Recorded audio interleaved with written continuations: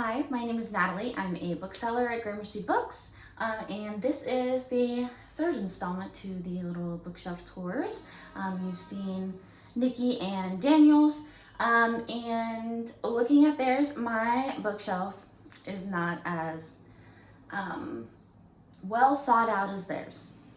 It's a little bit messy, and I like to put my books in different subjects so that I can find them pretty easily. I know the camera's kind of far away, so I'll just grab books as I talk about them, but I guess we'll just go from there to there and address this lovely mess down here later. So over here I have all of my books on really Ireland. I took a class in college. I was an English major, and my research class was on modern Ireland, and that really got me into just Irish books in general, but I also really love to write, so a book that I'm working on has to do with Irish myths. So whenever I see a book on Irish myths, dropped my little notes. Whenever I see a book on Irish myths, I usually pick it up to try to see if the one that I'm writing about is in there. So some of my go-tos have been this Celtic Myths. We've also got a Yeats book, a really beautifully bound book on Irish fairy tales and folklore. I've also got some really cool books on Georgian Ireland, since that's kind of the time period I've been working on. So yeah, most of the bookshelf on this side over here is just for research and figuring out my writing, I guess. And then we kind of move into this section, which has to do with also my degree. A lot of these books I had to read in school, but if we move that little guy, I did want to point out some little novellas that I found that I really enjoyed. They're kind of absurdist and just overall strange. A lot of them are translated works. This one is called Love. I'm gonna butcher the name, but it is translated from a Norwegian author, Hanna Orstovik. I'm sorry, I don't know how to pronounce that. Then we have Bibliolepsy, which is a great little novel. Very strange, but if you're a book lover and you like just strange themes, I guess, this is a great book. It is out, I believe this is an ARC. But then we also have St. Sebastian's Abyss. Ghost Wall by Sarah Moss is really cool. It's a little novella about a professor who takes his family and some students into the woods for a whole summer, and they learn about medieval things. They live like they're in the medieval times, and then things get wild at the end. And same with the novelist. This is really a tiny little novel about writing a book. So it's kind of a stream of consciousness, but I really enjoyed it. This is by Jordan Castro, and it just came out, let's see, last year in June. So this was a fun little book if you like reading about writing books.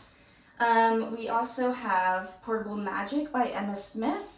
I really like books that are just bound beautifully, but this is just a history of books and their readers. You don't have to read it in order. I really enjoyed this. I believe this came out earlier this year. But yeah, it's books about books, which is one of my favorite things to read about. These are my Russian novels, and just some extra school books that I kept that I really enjoyed. And then we go into my Joan Didion, because Joan Didion is one of my favorite authors, and she's wonderful. If you like, I really like her, two of these are the nonfiction, so there's an essay, which is essay collection, Slouching Towards Bethlehem, and these are really just essays about what it was like to live in the 1960s in LA, in the artist circles that she was in. And then The Year of Magical Thinking is a memoir about when her husband passed, just thoughts on that. And then Play It As It Lays is her novel. We got some themes of female rage in here. Love it. It's great. And then we go on to Patti Smith, who I think is like a living Joan Didion still. She's great. I'll read her grocery list. I'll read anything. This is M Train. She also has Just Kids, but I believe I lent that to a friend and probably am never getting back because it's really good. And then over here are more of the moody books, also female rage. There's going to be a theme on my bookshelf. I just love reading about it. It's great. Sarah Perry is one of my favorite authors. The Essex Serpent, which is this really great novel right here. I think they did an adaptation on Apple TV of this book. Tom Hiddleston is in it. It's really, really interesting. It's dark. It pulls from an actual pamphlet from history where people believed there was a serpent living in their town, and that it was the devil. So it kind of plays into those things of religion. There's a little bit of fantasy in there, but it is just a good Victorian novel. I love it. And then her other book, Melmoth, I believe it's set in Prague. This one is just bleak. It's a bleak book, but she writes so beautifully. I really, really, really love it. And The Lost Apothecary by Sarah Penner. I think I got this as a gift over the holidays. And yeah, London, Victorian times. It's really great. Also female rage themes. And she just came out with the London Seance Society, which I have down here. Yeah, she's a great author, especially if you like fantasy aspects, but don't like the high fantasy where you're living in this completely different world. They're really based in the real world. And that's usually how I like to read my fantasy. Which brings me to my V.E. Schwab shrine. She's my favorite author and has been ever since I read the Shades of Magic series, which is right here. It's a darker shade of magic, a gathering of shadows, and a conjuring of light. Those are fully fantasy. She has a second series, which is a continuation of the characters that were in these books. That's coming out in September, and I'm really excited about it. I've been reading it because I was lucky enough to get an advance copy of it, and it's great. So I recommend anything by V.E. Schwab. She does, I have a couple of her middle grade books, and this is a young adult book. Comics as well, and it was so good that when my dog saw it, he said, "I'm gonna eat it. I just want to devour this literature." But it's great. Yeah, we keep it as a souvenir and as a lesson to keep my books out of the way. Then we go to this shelf, which I went through a Sherlock Holmes phase, and people, they don't let me live that down. I get them as gifts. Got a really beautiful little copy of The Return of Sherlock Holmes as a gift this past holiday season. But yeah, I've really enjoyed reading those. Also the Beekeeper's Apprentice, the Laurie R. King series, which is this woman who meets Sherlock Holmes. It's this whole series about her, but it's really great. It's more than just Sherlock being the main character. It kind of explores the main character's, I believe her name is Mary, the main character's thoughts on religion. She grew up Jewish and she really likes to study that in a scholarly way. Yeah, so it's really cool. I like this series a lot. I think it started in the 80s and she's still coming out with books. So, yeah, I have a lot of those books. And then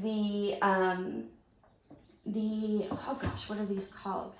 the Patrick Melrose series by Edward St. Aubin. These are really great, but they are dark, so some content warnings in there. There's a lot of drug use and heavy topics, but they're beautifully written. Pretty short, but I think there are 4 or 5 in the whole series, and it's really beautiful. It's more of a character study than anything.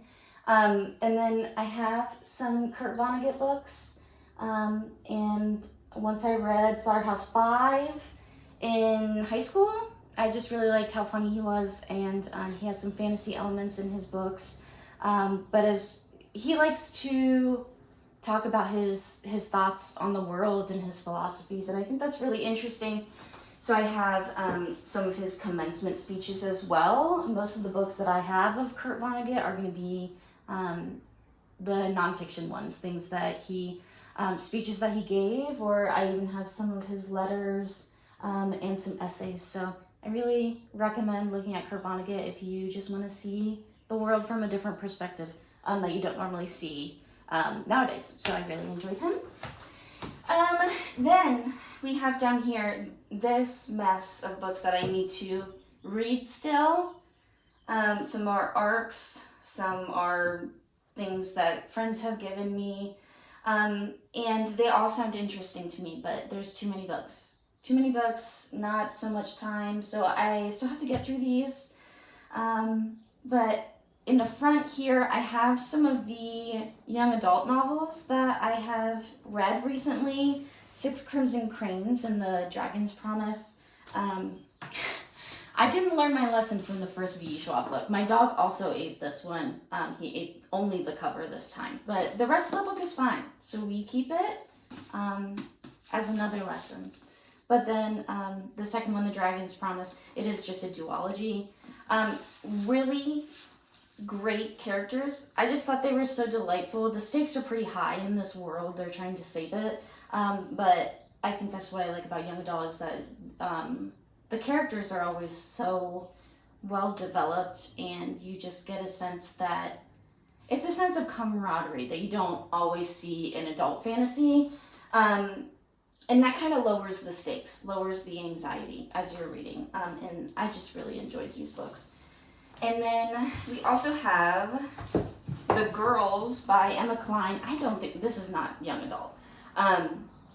But it is about a young girl who is growing up in the Manson era, basically. And she kind of gets caught up with the wrong group of girls. But it's just it's a look at girlhood and kind of how innocence can be stripped away even if you're not really aware that it's happening. So it's a book about this girl who gets caught up with the Manson girls and what happens to her personally, and how she used to look at her life in suburbia, and what happens when you kind of just fall into bad things. It's really great. Then I do have this really cool copy of In Cold Blood by Truman Capote. I found this in just a used bookstore one day. And I'm not a huge true crime person, but I did read this book, and it was the first, I think it was probably around the time where I wasn't reading a lot of nonfiction, so it was one of the first nonfiction books that I picked up and thought, wow, this is really written in a way where the narrative it seems like fiction because it's very immersive, and I really enjoyed this. So if you're a true crime person, but I mean, this crime happened a long time ago. Sometimes it gets a little shady with true crime books, and you don't know what's really going to be good for your brain. I mean, obviously, it's going to be heavy, so just warning about that. Then I have this copy of Sharon Draper's Out of My Mind. I think I read this in probably 4th or 5th grade, and this is the copy that I read, and I really love this book. I always try to recommend this book to really everyone. It's a great middle reader where, you know, it talks about the world, and it talks about a different perspective than kids normally get to see. And there is a second book that came out, I think a year or two ago, and it's the same characters, just the second installment to this. So I was very excited when I heard that that was coming out. But I just think this is a really great book for kids to read. I enjoyed it. I still enjoy the story. It's just special to me. I like it a lot. Then I have some. They're called graphic memoirs. That sounds like they're going to be violent. It's literally graphic novels. This is Fun Home by Alison Bechtel. I really, really recommend this. If you're a musical person, there's also a musical. It is a family tragic comic. It says it on the front, so it is going to be heavier, as well as Marbles, which is Mania, Depression, Michelangelo, and Me. This is about a woman who has bipolar, and it's just kind of her story of living with that, and then her story to finding her way of being stable and living her life. And I really love reading mental health books. They're very important to me.